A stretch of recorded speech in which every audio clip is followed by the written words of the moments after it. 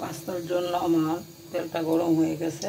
শুরুতেই রসুন কুচি দিয়ে দিলাম, দিয়ে দিচ্ছি শুকনো মরিচ,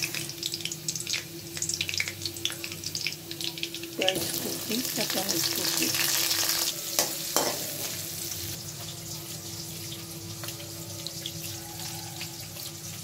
পাস্তা সাধারণত আমি সস দিয়ে রান্না করি, কিন্তু এখন পর্যাপ্ত পরিমাণ টমেটো আছে, তার জন্য টমেটো দিয়ে দিলাম।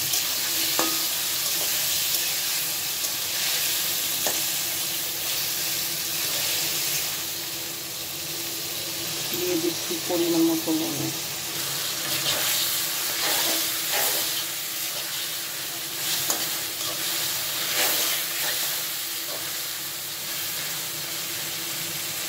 টমেটোগুলো আমার ভালোভাবে সিদ্ধ হয়ে গেছে। এই পর্যায়ে আমি ডিম দিয়ে দিব। ডিম দিয়ে দিলাম।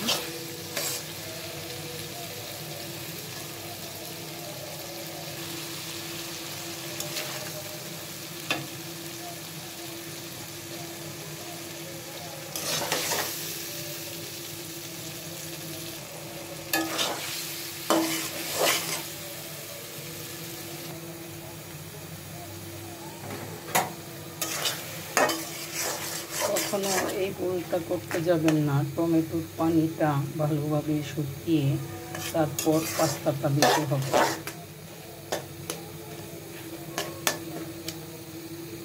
টমেটোর পানিটা আমার শুকিয়ে গেছে। এই পর্যায়ে আমি পাস্তা দিয়ে দিব।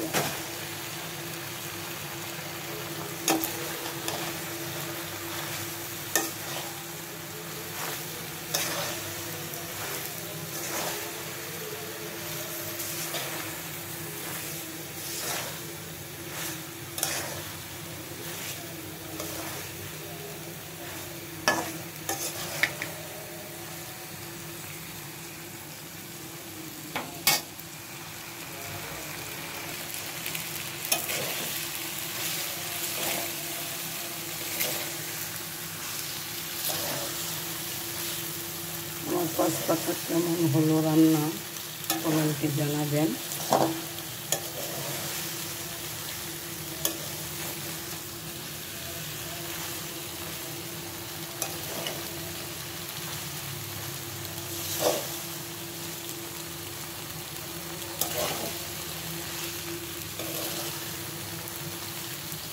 হয়ে গেল আমার পাস্তা। ভালো লাগলে লাইক করবেন। ধন্যবাদ।